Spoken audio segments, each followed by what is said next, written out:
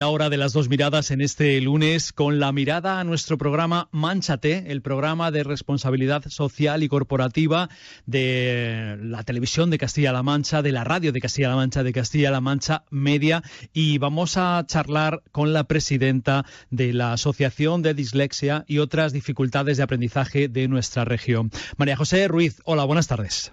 Hola, buenas tardes. Gracias por estar con nosotros. Este ratito de conversación que vamos a mantener, y para situarnos un poquito mejor, para conoceros y para conocer estas dificultades de aprendizaje, de lectura y también de otras materias. Antes de nada, cuéntanos, ¿quiénes conformáis esta asociación? Y no sé si ya tenéis sede fija o no.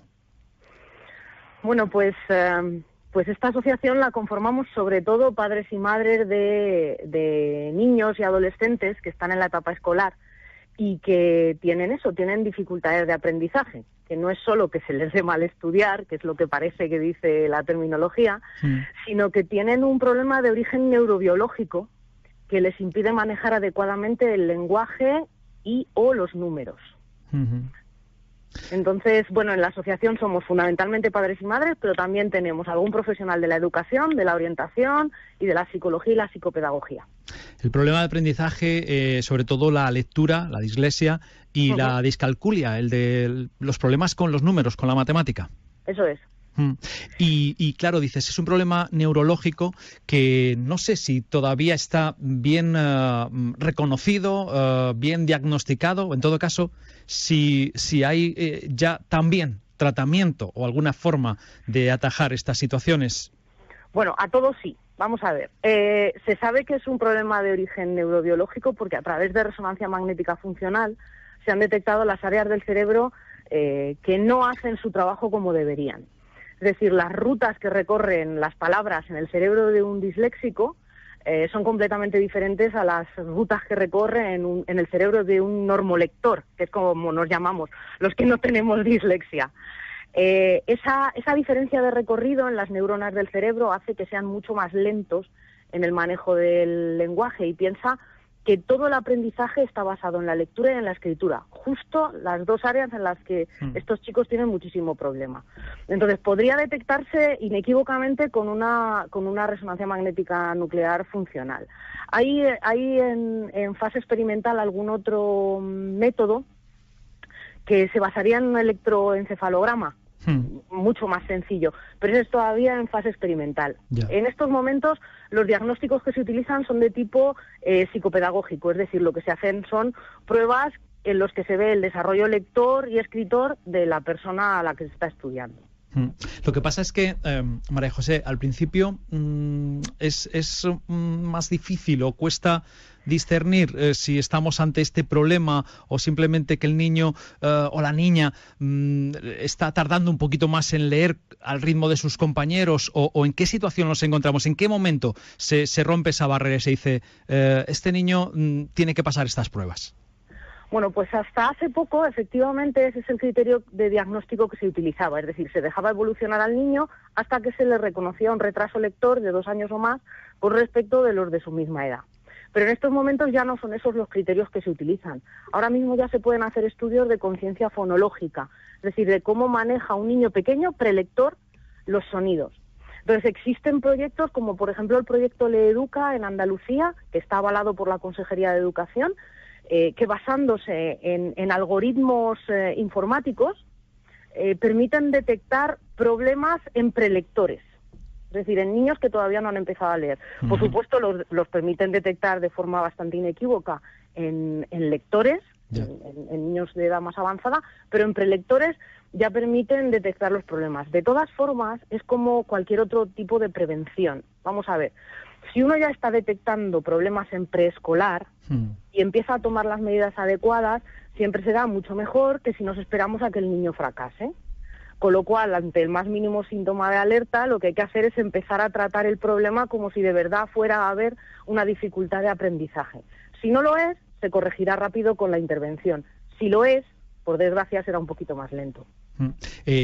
Estamos hablando de una situación de un grupo de niños, de niñas, de personas que está, ¿en qué porcentaje? ¿En torno al 4%?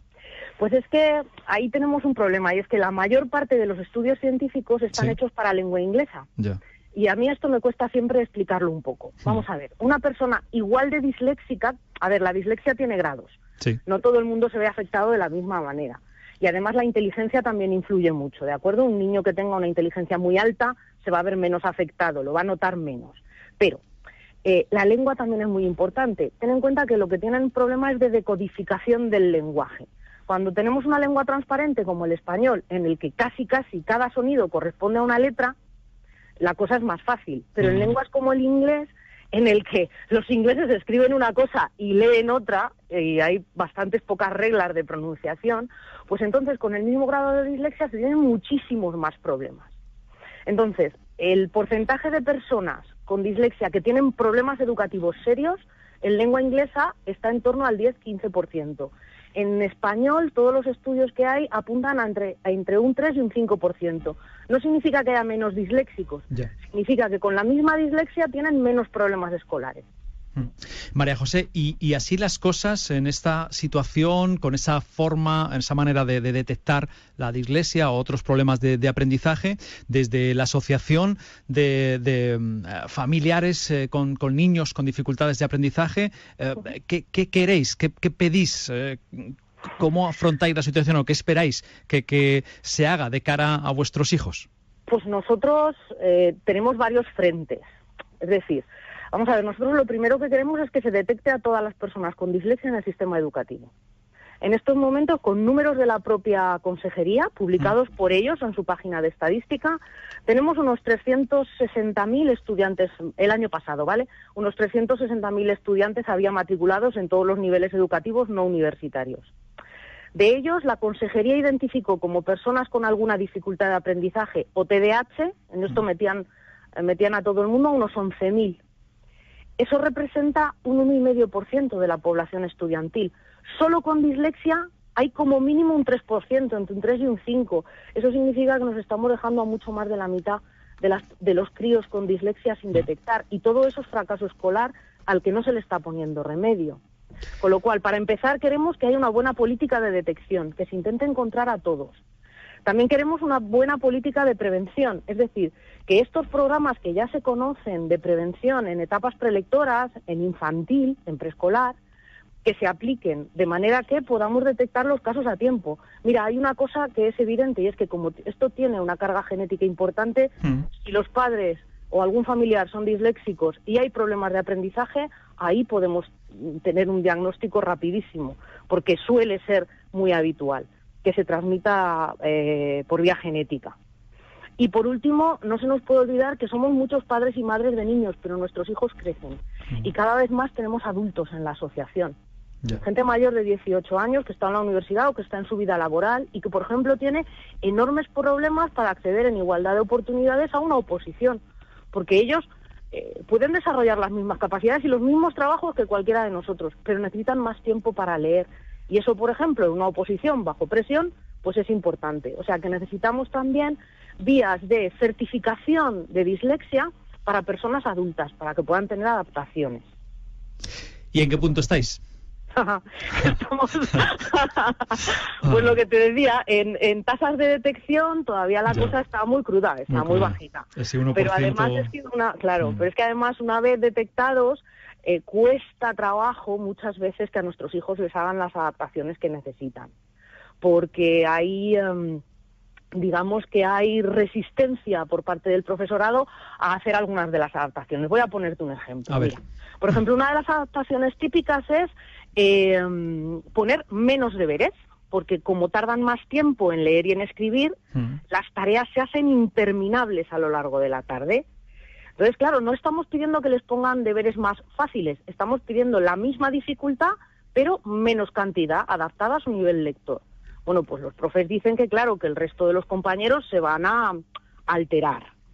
Por ejemplo, los libros que hay que leer, tú sabes que, sobre todo en secundaria, nos mandan libros para leer. Claro, un disléxico no puede leer el mismo volumen que un normolector en el mismo tiempo, eso es imposible, y además su comprensión lectora se ve afectada, pues también necesitaría adaptaciones en ese terreno, y también cuesta. Otra cosa que es característica de los disléxicos, no hace falta que haya discalculia, es la imposibilidad de aprenderse series. Series, por ejemplo, las tablas de multiplicar. Se las aprenden y las olvidan con una velocidad desesperante.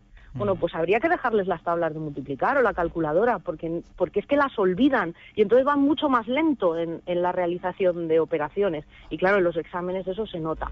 En fin, son una serie de adaptaciones que a los profesores les cuesta poner, pero nosotros siempre decimos lo mismo. Si a un niño con gafas le quitas las gafas, también va a hacer el examen peor. Pues claro, esto es parecido. Claro. Bueno, y esa adaptación que parece simple y además sí, son bastante simples. Decisión en este caso de los profesores, bueno, está ahí y no termina de darse ese paso. No. ¿Necesitan también algún otro tipo de apoyo, asistencia extra de un profesor que se tenga un poquito más con ellos o no? Sí, para nuestros hijos lo que es el apoyo ordinario no sirve. Es decir, que venga un profesor a darles clases particulares a casa no sirve.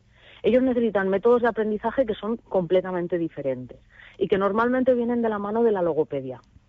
Y claro, las sesiones de logopedia son muy caras. Bueno, como cualquier otro servicio especializado. Tampoco es que sean más caras de lo que deben ser, sino que son caras. Pero que no está cubierto... No, eso no está cubierto por la Seguridad Social...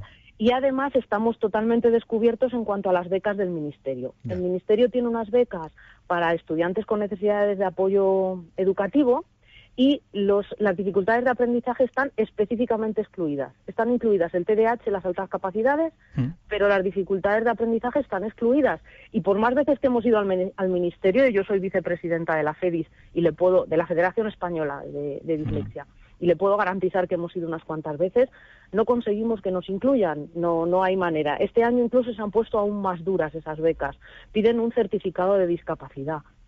Y claro, así no hay manera de acceder. Una persona con un sueldo de los que hay ahora, de los más mayoritarios, imagínate cómo puede pagar 200 o 300 euros de logopedia al mes. Eso es muy complicado. Pues difícilmente o imposible, ¿no? Porque claro, estamos hablando de un extra muy grande. Sí. Muy grande. Bueno, dificultades de aprendizaje, de lectura, de acumular o mantener esa serie numérica, aunque no se padezca esa discalculia, y todo ello de inmediato lo que lleva es a fracaso escolar. Pero de la mano del fracaso escolar y también ya en personas adultas, nos decías, problemas laborales o problemas para conseguir empleo y problemas en la vida de los adultos también, ¿en otro sentido o no? Sí, esto trae muchos problemas. Mira, por ejemplo, imagínate, nuestros hijos están teniendo muchísimos problemas de autoaceptación. Empiezan a pensar que son peores que los demás, que son tontos, y a veces eso genera problemas de conducta. Prefieren ser el gamberro de la clase que el tonto de la clase. Y entonces suelen aparecer problemas de conducta, pero los hay peores. Con estos problemas de autoestima, allá a los 11, 12 años, muchos de nosotros acabamos en salud mental infanto-juvenil con problemas de estrés y ansiedad. O sea, niños que vomitan todas las mañanas antes de ir al colegio. Cuando van creciendo en la adolescencia, puedes imaginar que este tipo de fenómenos se hacen mucho más graves y empiezan a aparecer episodios de bullying, tanto de acosados como de acosadores, no lo olvidemos. En la vida adulta, por ejemplo, cuando uno no comprende bien lo que lee, pues imagínate que te llega una citación a casa, un texto legal, que tienes que entender bien las instrucciones de la declaración de la renta. Estos adultos, que ya son muy adultos, han pasado toda su etapa escolar, probablemente que nadie les dijera que tienen dislexia. Y resulta que nunca se han enterado muy bien de lo que leían y no sabían por qué, y ahora saben por qué.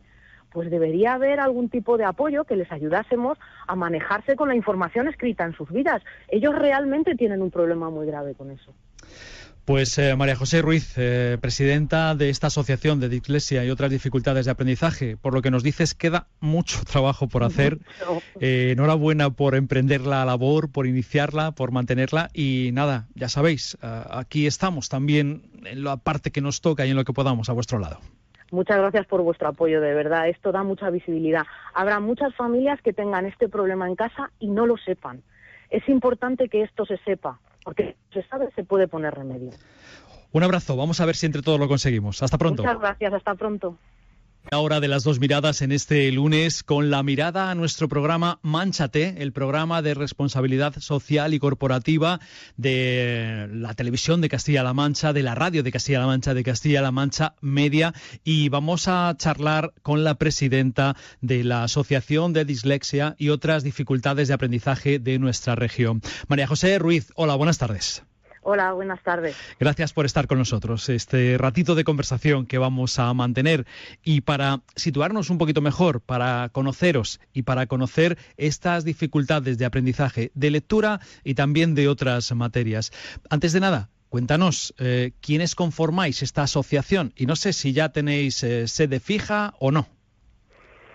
Bueno, pues esta asociación la conformamos sobre todo padres y madres de niños y adolescentes que están en la etapa escolar y que tienen dificultades de aprendizaje, que no es solo que se les dé mal estudiar, que es lo que parece que dice la terminología, sino que tienen un problema de origen neurobiológico que les impide manejar adecuadamente el lenguaje y o los números.